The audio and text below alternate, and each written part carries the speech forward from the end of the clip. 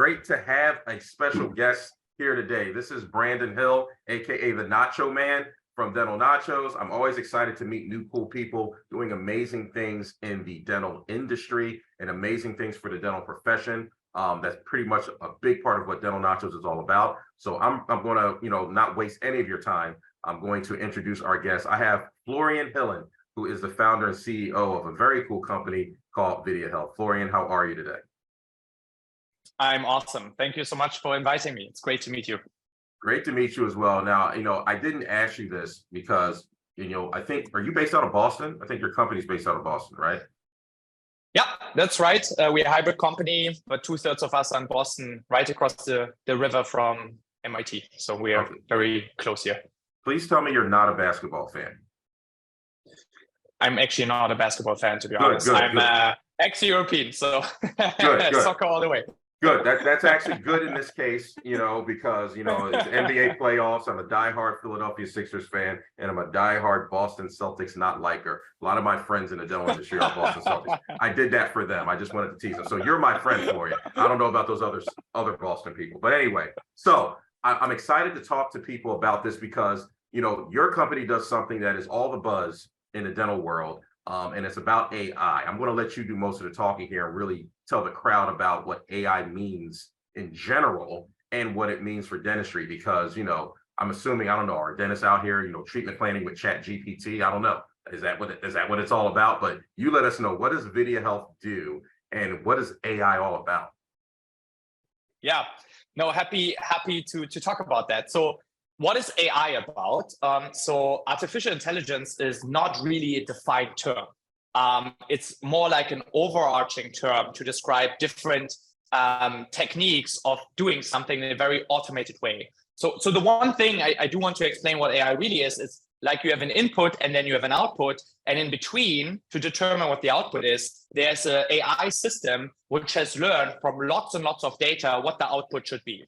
And that is actually kind of the entire magic behind it. Now, there are different types of AI, and you could also call that machine learning when it's based on statistics. And I think one of them, which is ranking systems, and that would be, for instance, your Netflix, right?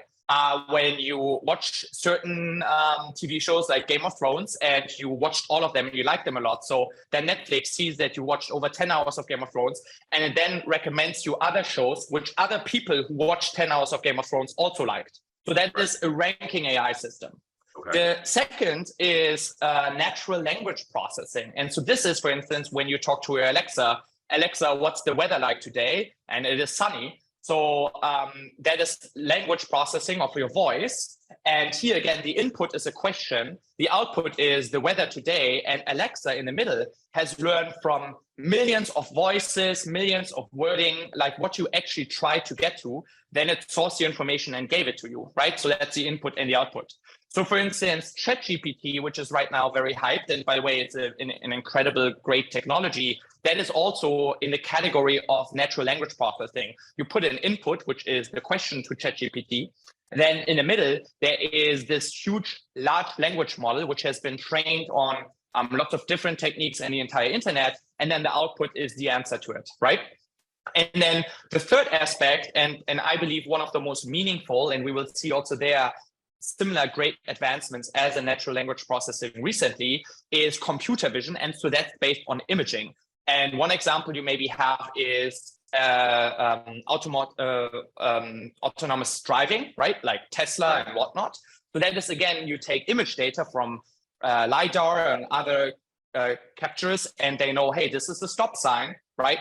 And so it takes the images and it says it's a stop sign, and then it puts a signal to stop. So those are the three categories. Now, what does VideaHealth do?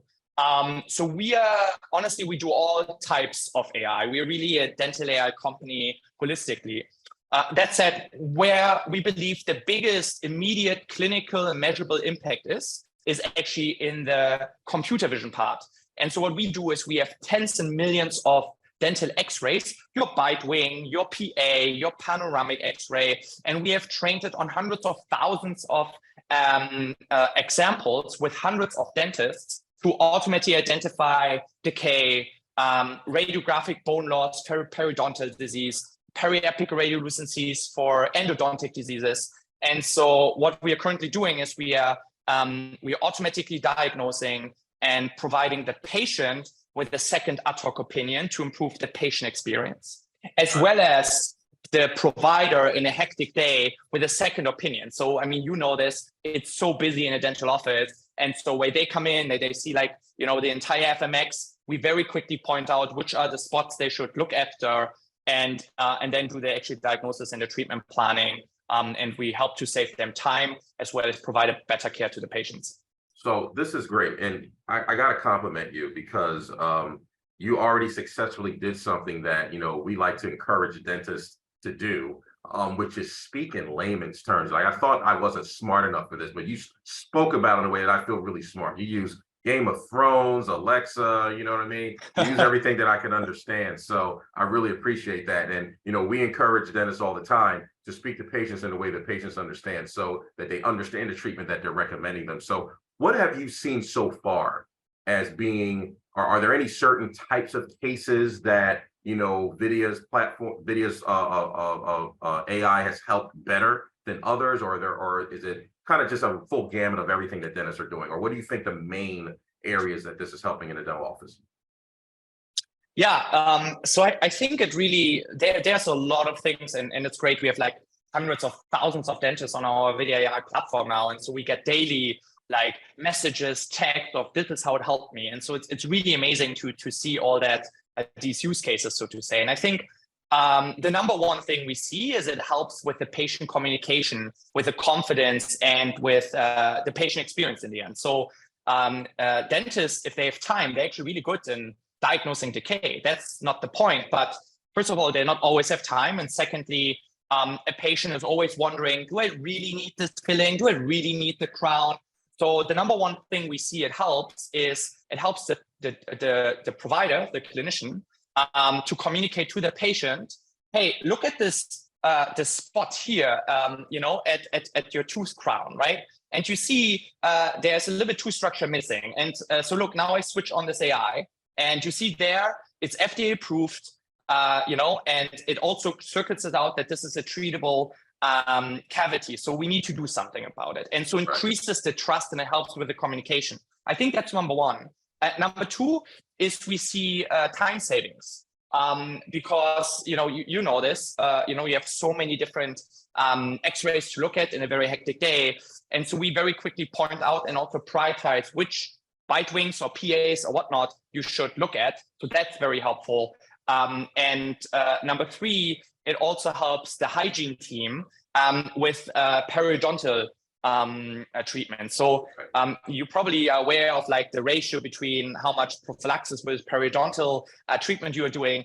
And we are seeing a huge increase in periodontal treatment once they have used our VideaAI platform, because we show color-coded, Brandon, the measurements of radiographic bone loss. And so if it's, for instance, less than 2 millimeter or 2 to 3 millimeter, we show it at green.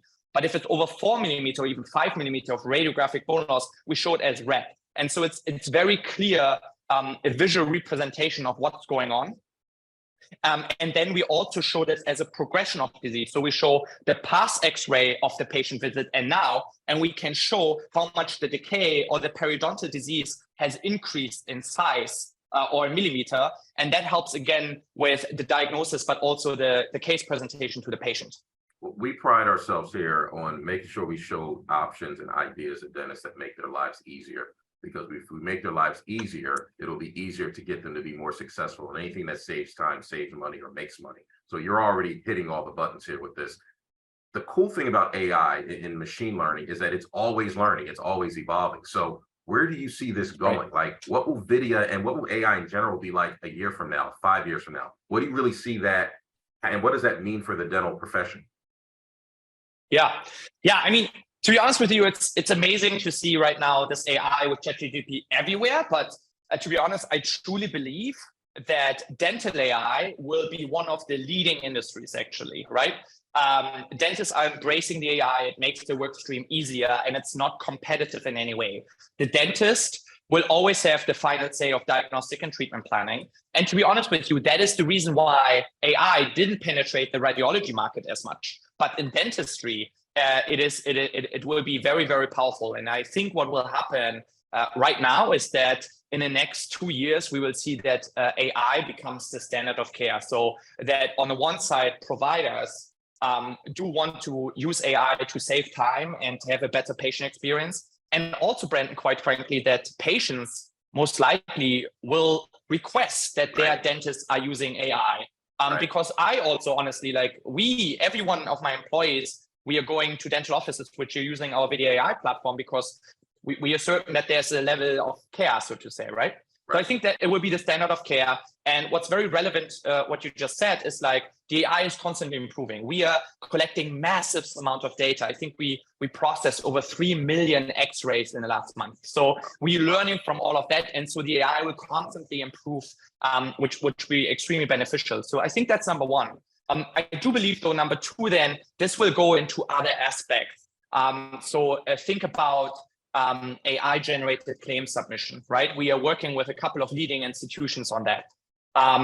Think about, automatically writing back into your practice management system and saving you time, right? Exactly. Think about, having better analytics to understand what is actually going on in your practice. So, for instance, every of our locations who's working with us, we are taking in the last 18 months of their data, the practice management data and the imaging data. And then we can tell them exactly, how much opportunity there is still for getting root planning procedures or for crowns and so on. And then we can automatically reach out to the patient, and bring them back into the office. So I do believe dental AI will play a big role of how an effective and efficient dental office will be operated in the future. And it will actually free up time and will enable dentists to do more in the same time. So it sounds like it'll make you better at dentistry. It'll make it easier for you to treatment plan and get better case acceptance.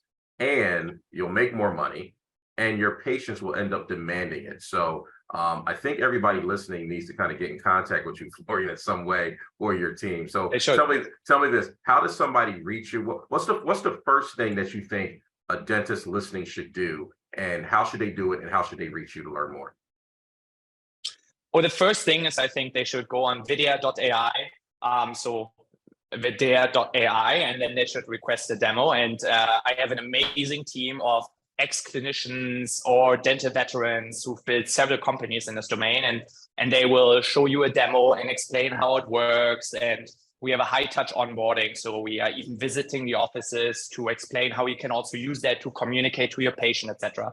So I think the first thing is to schedule a demo, and then also on our website there's a lot of education material. So, for instance, Brandon, if you're more interested in understanding the history of AI and where it's going, on our website, I was invited to give a TED Talk at MIT 2 months ago, and there I'm talking like 15 minutes only about like how AI will impact dentistry. So there's a lot of education material on that as well. Awesome. We're going to put some information in the comments about how to get in contact with Videa and learn all the things that Florian is talking about. Listen, I really appreciated having you. I appreciate what you do, what you built, and how you're on the cutting edge of dentistry and keeping dentists. Dentists have a habit. The dental industry has a habit of being behind some other industries. I think it's about time that dentistry gets ahead of some things technologically, and when it comes to innovation, and when it comes to making them successful, because dentists always need to find ways to keep themselves ahead of the curve. So we really appreciate you and all that you're doing. Any parting words you want to give to our audience before we call it a day? Yeah, I kind of just want to share how excited we at Videa are about all of this, because it's not like so I personally have been an MD student many years ago back in Germany for 6 years, and I dropped out of med school 1 year before my MD because I wanted to build technology to help more patients. So I did a couple of startups before, but the main point, what we are trying to do here with dental AI, is that it's one of those few technologies, to be honest with you, which is a win-win-win situation, right? It's a win for the company, of course, but it's also a win for the provider and a win for the patient, because the patient gets the right care at the right time, and the provider can get the case acceptance and can convince the patient to get the treatment now, rather than the patient is like wandering around for like 2 more years, and then they need to get a much more significant treatment later on. So I'm so excited about it because it's a win-win-win situation for the patient, provider, and us, and that's amazing. So thank you so much for having me on the podcast. I would encourage anyone who is listening here or also later to reach out, even to my private email, which is florian@videa.ai. We are always excited also to hear feedback. If users are listening to this right now, please write us. This is incredibly fast evolving, and we are constantly innovating and bringing new models to the market. So thank you for having me here. Thank you, Florian, once again. And thank you, everybody, for listening to this. Hope you learned something. Hope you're inspired to take your dentistry to the next level, give better patient care, and become more successful even in all your endeavors as a dental professional. So, Florian, we will see you again soon, hopefully. And I'll see everybody again soon on the next event we have here at Dental Nachos. See you later.